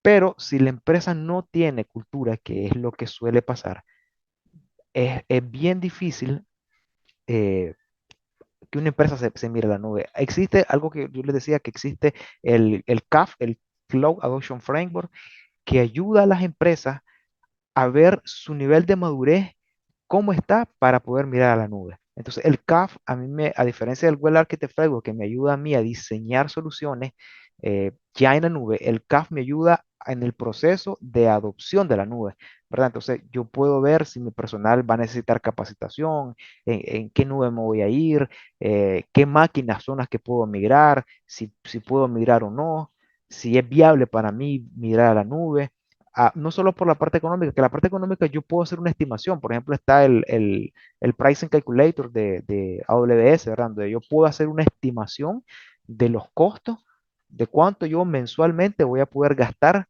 en temas de nube. ¿Cuánto voy a invertir? Más que gastar es invertir, ¿verdad? Y esa parte la sopeso, ¿verdad? Contra la parte de la eficiencia operativa que voy a tener, de las responsabilidades de las que me voy a liberar, porque no significa de que TI ahora, como ya AWS se administra la infraestructura, TI, bien, gracias, no va a hacer nada, no, sino que se va a dedicar a la innovación, a nuevos procesos, ver cómo mejorar tus procesos. Entonces, ahí yo te diría que depende de la cultura de la empresa. Si tiene presupuesto, va a haber el ahorro. Si no tiene presupuesto, es un poquito más difícil eh, hacer ese paso a la nube. Normalmente las empresas empiezan con una migración, con un lift and shift, migrar la máquina tal cual. Empezamos con infraestructura como servicio, levantar una máquina, y parte de la eficiencia operativa, de la fiabilidad, es escoger el tamaño de instancia que yo necesito, ¿verdad? No voy a escoger una instancia sobreestimada, ¿verdad? Para que esté ociosa la capacidad, porque tengo los beneficios de la elasticidad, el escalado, ¿verdad? Y los otros beneficios que me ofrece la nube. Entonces, para mí ahí tiene mucho que ver con la cultura, y que también el personal de finanzas y la gerencia entiendan los beneficios de la nube, ¿verdad? El modelo de consumo, de pago por uso que tiene la nube, y, y las otras ventajas, ¿verdad? Que me va a otorgar la nube. Entonces, es un un poco que depende de la naturaleza de la empresa, y depende de la empresa y de los dirigentes, ¿verdad? Si los gerentes, los financieros, eh, estudian, porque el curso de Cloud Practitioner no es solo para TI, sino que se espera que también personal de gerencia, financiero, lo tomen para que conozcan las ventajas de la nube, los modelos de gastos de la nube, de pasar de gastos de capital a gastos de operaciones. Entonces, yo diría que depende, ¿verdad? He visto algunos casos que, eh, te digo, yo como decía Rommel al inicio, eh, Gerald, perdón, disculpa, Gerald, ya te cambié el nombre. Como decía Gerald al inicio, yo, por ejemplo, actualmente me desempeño como ingeniero de preventa y al ser ingeniero de preventa, yo atiendo a empresas nicaragüenses que bien quieren mirar a la nube y a veces uno busca cómo hacer la solución segura, o sea, que cumpla el requerimiento del cliente y lo más económica posible, pero a veces, por ejemplo, ya me he encontrado con clientes cuando una solución le va a costar aproximadamente $300 al mes, sienten que es caro, pues porque ya vienen y hacen número, ok, 300 al mes multiplicado por 12, eso me da bastante. Ya después, si lo multiplico por 3 años, no, mejor compro un hardware. Entonces, ya he visto eso bastante, que hacen números, pero no ven todas las ventajas y mirar a la nube y no ven la desventaja de tener un hardware, ¿verdad? Y la parte administrativa que tenés de ver el hardware, todo lo que tenés que pensar por mantener tus servidores, tu centro de datos o lo que tenga la empresa funcionando. Entonces, es variable, depende. No sé si eh, satisfací tu consulta. Sí, Juan, sí, una cosa más que tengo una duda igual sobre eso. ¿Cómo crees vos eh, que si existe, ¿no? Mira, vos tenés un grupo en efecto, un grupo en TI, normalmente tenés analistas, tenés un equipo de soporte que te dé la parte de infraestructura, ¿no? Tenés a veces subcontratado lo que vos hablabas, ¿no? Quien te dé el tema de los aire acondicionados, la red. Existe todo un grupo, ¿no? Asociado a ese pequeño data center que tenés, ¿no? Para la empresa. Entonces, ok, venís vos y decís, voy a migrar a la nube, haces tus cálculos y decís, perfecto, voy a, voy a migrar. ¿Cómo crees vos que debería de abordarse el tema ahora del recurso humano? Porque mencionaste, bien, si me paso a la nube, ahora mis recursos deben de estar dedicados a otras cosas que no sean el estar pendiente, por ejemplo, de los equipos, de que que se yo, le falló la memoria o el disco duro a este equipo, o estar viendo lo de la climatización, o sea, voy a cortar determinado servicio y voy a poner a mi gente a enfocarse, bueno, como dice la teoría, ¿no? En las cosas que importan, en el cliente, en eficiencia, etcétera, etcétera. Ok, pero mi pregunta es, ¿cómo has visto vos o si se puede medir el impacto que tiene en el equipo de TI? Es decir, ¿se tiende a reducir el equipo? ¿Se mantiene el equipo?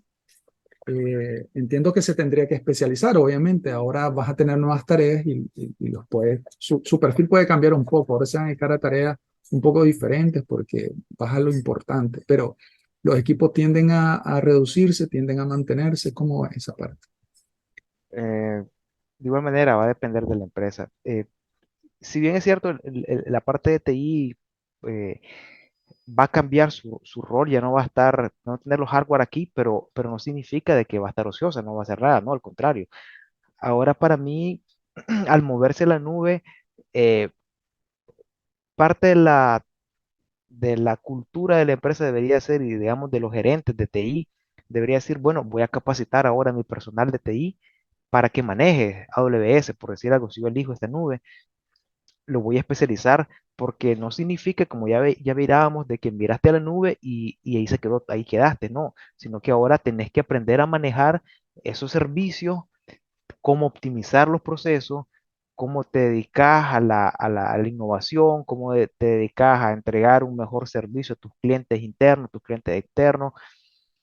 Para mí no debería de reducirse el personal, porque por ejemplo, soporte técnico siempre vas a tener llamadas, pero en vez de dedicarse a ese personal, por ejemplo, se puede dedicar a cómo generar planes para atender mejor a los clientes, para que las incidencias disminuyan. La parte de infraestructura, los personales de infraestructura se van a dedicar ahora, en vez de administrar el hardware físico, van a administrar los servidores virtuales, eh, ver cómo optimizar los procesos. Igual los desarrolladores van a tener que aprender nuevas tecnologías y esa parte para mí viene con cómo darle ese valor como personas, porque yo he estado en TI también y, por ejemplo, no se siente bien que, mira, te voy a dar este curso, te voy a capacitar para que te especialices en esta nube, por decir algo. Entonces, uno como persona se siente más motivado de que te están capacitando eh, y que vas a aprender algo nuevo. Entonces, no debería de reducir porque el personal no va a estar ocioso, sino que ahora se va a enfocar ok, digamos, te desligaste de cierta responsabilidad, pero ahora tienes responsabilidades en la nube. La seguridad la tienes que seguir viendo. Los servicios, cómo optimizarlos, tienes que seguir viendo. Si algo falla, tienes que estar pendiente, ¿no? Porque la nube no es que no va a fallar, sí puede fallar y por eso existen mecanismos que te van a advertir.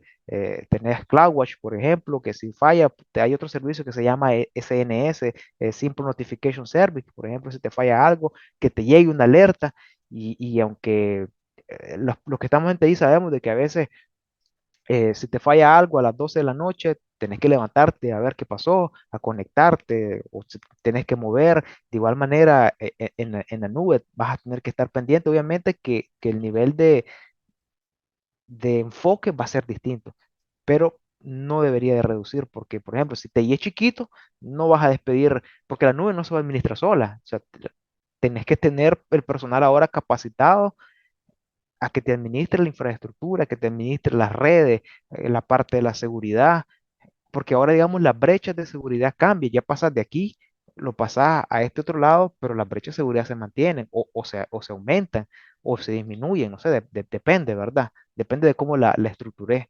Entonces, no debería de reducir, más bien debería los dirigentes de TI buscar cómo capacitar al personal como parte de los incentivos, que se motiven y que ahora sus responsabilidades, sus roles van a estar enfocados en la nube. Y cosas on-premise siempre van a tener, por ejemplo, la parte de los switches, no te lo puedes quitar, la parte de red para que puedas alcanzar la nube, no te lo puedes quitar. Entonces, digamos que se segrega las responsabilidades. Entonces, no debería de disminuir, al contrario, el personal se debería de especializar ahora en temas de nube y en ver cómo optimizar los procesos, ¿verdad? Así debería de ser, en el escenario más óptimo, ¿verdad?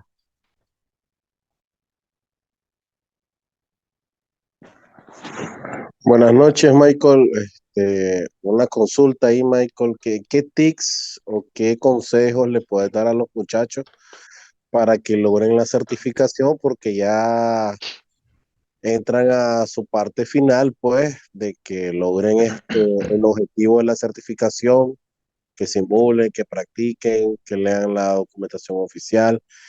¿Qué tips les puedes dar y qué consejos más allá, pues, de, de la temática que nos has dado, muy valiosa el día de hoy, para que ellos pues tengan esa confianza, porque a veces cuando uno hace un test, a veces es la seguridad mental con la que uno va a enfrentar a hacer el test, porque igual ha pasado de que a veces uno sabe los conceptos y el mismo nervio lo traiciona a uno. Entonces, ¿qué tips pues en tanto aspecto mental, aspecto técnico, aspecto de estudio, o cómo fue tu método de estudio, para que igual tengamos esa experiencia tuya y la traigamos a la actualidad de ellos para que ellos también lo implementen, porque es un núcleo grande y muchos aprendemos leyendo, otros simulando, otros probando, verificando las respuestas, simulando, otros solo simulando, otros solo viendo las grabaciones.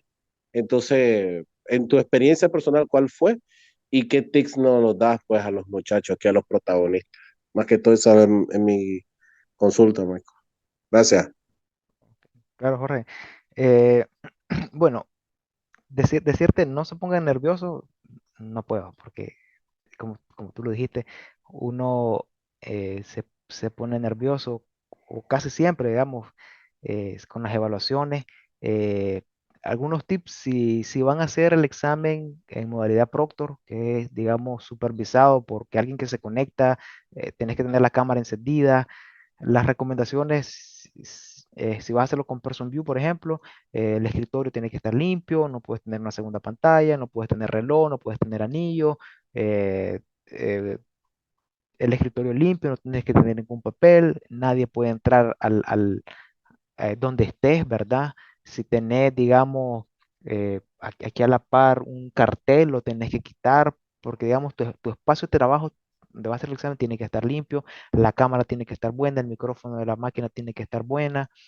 Eso sí va a ser Proctor, ¿verdad? Ah, bueno, si alguien entra y lo ven, escuchan voces, te anulan el examen, entonces tienen que programar el examen en un horario y hacerlo, digamos, si lo hacen en su casa o en otro lado, en una ubicación donde estén solos, donde nadie más entre, nadie lo interrumpa, de preferencia que estén tranquilos, eh, obviamente haber estudiado a conciencia, manejar, no es que vas a manejar, al menos para Cloud Partition no necesitas manejar cómo funciona en detalle cada servicio, pero sí necesitas saber para qué sirve cada servicio. Y no todo, al menos la parte, eh, te vienen bastantes preguntas de los modelos de la nube, los fundamentos de la nube, los modelos de consumo, si es gasto de capital, si es gasto operativo, si es qué es infraestructura como servicio, qué es plataforma como servicio, qué es software como servicio. eh, Preguntas como esas te vienen casos. Normalmente el examen es de selección múltiple, no viene de que desarrolles, ¿no? Sino que todo es una selección. Lean bien las preguntas. AWS usa el método, bueno, no solo AWS, sino que todos los Azure también lo hace. Hay algo que se llama distractores en las preguntas. Entonces, lean bien qué es lo que le está haciendo, o cuál es el requerimiento específico de la pregunta o del caso que le ponen, porque a veces una palabra te cambia la opción de la respuesta correcta. Hay preguntas que la selección, lean bien si te piden que seleccione una o dos respuestas, ¿verdad? Hay preguntas que todas son selección múltiple, hay algunas que son de arrastrar, digamos que como cuando unís con una red, sino que seleccionás, arrastrás y lo movés. Por ejemplo, te ponen acá, a un lado te ponen el servicio y al otro lado te ponen la descripción y te las ponen desordenadas. Por ejemplo, te ponen CloudWatch, te ponen CloudTrail, te ponen eh, CloudFront, te ponen Route 53, te ponen a este lado, arriba, por ejemplo, te ponen que es para consultas de DNS, el otro para entrega de contenido, el otro para que te permite ver, validar métricas y de las máquinas virtuales, y el otro que te dice que te permite llevar log de los registros de las actividades de los usuarios. Entonces tenés que seleccionar y arrastrar hacia el elemento correcto. Preguntas así vienen, a veces ponen casos, te dicen que la empresa tal desea migrar hacia la nube, tienes su data center on-premise, que cuál es la mejor eh, solución costo efectiva que le conviene a la empresa. Y te ponen las respuestas, y a veces te ponen unas respuestas largas y tenés que leer bien detallada la pregunta, la respuesta, porque a veces te ponen respuestas similares, pero te cambian el servicio. Entonces, lean bien la pregunta, lean bien la respuesta y vean si te piden una o dos o tres selecciones en cada respuesta. Estudiar a conciencia, tratar de relajarse al momento del examen, ¿verdad? Porque los nervios nos pueden ganar.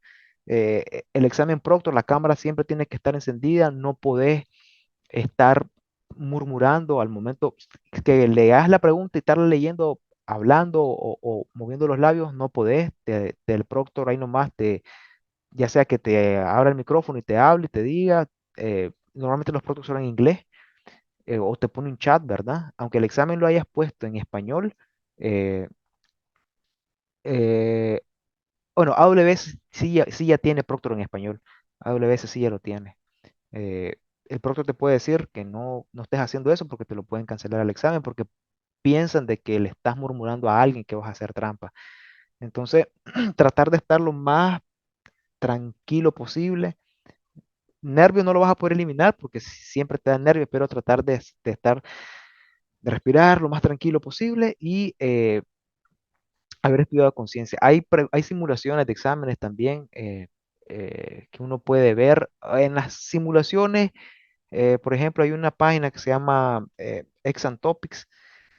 No se dejen llevar siempre por las respuestas que te dan. Vean la parte de las discusiones, porque a veces el que la hace y el que pone la respuesta está mala. Y en las discusiones, ahí, valga la redundancia, comienza la discusión de que esta no era, que la pregunta, que la respuesta era la B, y que el otro dice que la respuesta era la A, o que otro dice que la respuesta era la D, o que A y B. Entonces, al momento de hacer simulaciones, lean bien y no se dejen de llevar por lo que diga la respuesta, sino que comparen. Hay una página que se llama AWS Documentation. En ella te da la descripción de a más detalle de los servicios. Yo les recomendaría que, por ejemplo, busquen eh, eh, los servicios que más salen en Cloud Practitioner, eh, Lambda, CloudWatch, CloudTrail, S3, los tipos de categorías de S3, los storage classes de S3 que se los mencioné, que son 7 en total. Les puede venir una pregunta de qué tipo de storage class puede ser el mejor dado este escenario. Es decir, que el cliente va a tener acceso frecuente o acceso infrecuente, va a tener los datos, quiere administrar, por ejemplo, los datos de forma automática, después de 30 días que se pasen a esta otra clase. Entonces, puede ser Intelligent Tier o te puede hacer que te salga la respuesta, los ciclos de vida del bucket S3. Entonces, hay que leer bien lo que te están preguntando y saber entrar a la página de cada servicio y leerla, al menos las partes, cuando ustedes ingresan a las páginas de cada servicio, hay una página que dice, hay una opción que dice preguntas frecuentes. Lean las preguntas frecuentes porque ahí te resuelven bastantes dudas, ¿verdad? Ya les dije no dejarse llevar solo por la respuesta de las simulaciones. Y no sé si, Jorge, vieron, hay una parte de AWS que es de entrenamiento que se llama Skill Builder. En Skill Builder hay un curso de Cloud Practitioner específicamente que ayuda a la preparación para hacer el examen. Es gratuito, se pueden registrar con su cuenta de AWS. Si no tienen cuenta, la pueden crear, ¿verdad? En Skill Builder se llama, skillbuilder.ws. Está ese curso, no sé si lo vieron, Jorge, pero es un buen recurso también. Te da, eh, es- te dice para qué sirve cada servicio, los temas que abarca, el examen. Ah, bueno, y hay una guía del examen. Déjenme ver si la puedo encontrar rápido.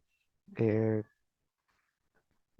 Cloud Practitioner. Al inicio del programa, cuando estábamos empezando el curso, Michael, pues sí, les compartí ese recurso y les compartí el de los laboratorios prácticos que también tiene AWS. Del único que sí te puedo dar fe, pues del equipo de los protagonistas, ahorita es de que ha usado eso, el feedback, porque ellos me dan feedback de la simulación y las herramientas que le hemos dado ha sido Darwin. Pues Darwin Salinas, es el único alumno que tengo anotado, pues de que ha completado ese recurso de AWS que te da la parte de los pilares, el Well Architect, los soportes de los planes, los precios. Los TIGA como viene pues separado del examen, pero igual se los voy a compartir a los muchachos ahorita para que refresquen a los que no lo hayan ocupado.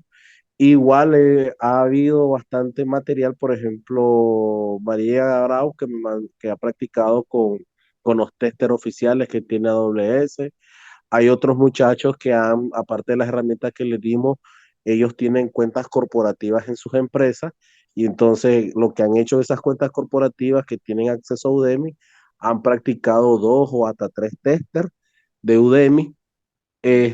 Hay otros que siguen solo las simulaciones con el material que les hemos dado. Entonces he visto pues de esta generación que sí tiene un alto nivel, y igual quieren seguir aprendiendo más, quieren seguir experimentando más. Entonces igual les voy a volver a compartir ese Skill Builder y también la parte Bueno, si tenés la guía, pues tal vez no la compartís igual. Ahí la compartí por el chat ahorita, el link de la guía del Cloud Practitioner, para que puedan descargar el PDF, ¿verdad? Y ahí esa guía te indica los temas que aborda el examen, para que puedan darle una guiada a los servicios. Con las simulaciones, algo que hay que tener presente es que pueda que te salga alguna de esas preguntas, pero de una manera distinta, o sea, desarrollada de otra forma. Las simulaciones lo que te ayudan es a ver el tipo de pregunta que viene en el examen. No es que te va a venir exactamente esa, aunque hay algunos que llaman exam dumps o que son exámenes pasados que salieron y que más de alguna de esas preguntas sí te puede salir, digamos, pero no es dejarse llevar, sino que las simulaciones lo que te ayudan es a ver cómo están formuladas las preguntas, el tipo de pregunta, te ayudan a detectar eh, ah, ay, se me olvidó la palabra, a detectar aquellas cosas que, cascaritas de banano, que uno le llama, ¿verdad? Eh, que te pueden hacer de que te inclines por una respuesta o por otra. Entonces, distractores es la palabra. Existen distractores, las simulaciones te ayudan a eso. Pero no es que específicamente esa pregunta, o si te sale la pregunta, te sale desarrollada de otra manera, descrita de otra forma, ¿verdad? Y te cambian las opciones. Entonces, para que también esa parte la tengan presente, ¿verdad?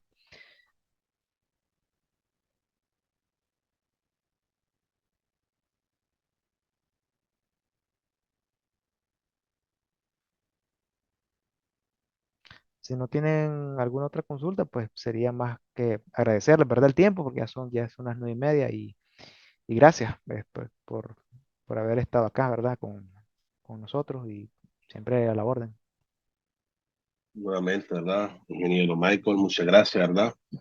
Por su tiempo, ¿verdad? Dedicarnos su tiempo y darnos todos esos pequeños tips que yo sé que será mucho beneficio para nuestros estudiantes que están certificándose, ¿verdad? Para este gran día que va a ser su examen. Muchas gracias, siendo de antemano de parte de IT Virtual y también del CIN Nicaragua, que somos parte que estamos creando esta certificación, ¿verdad? Le damos muchas gracias por su colaboración.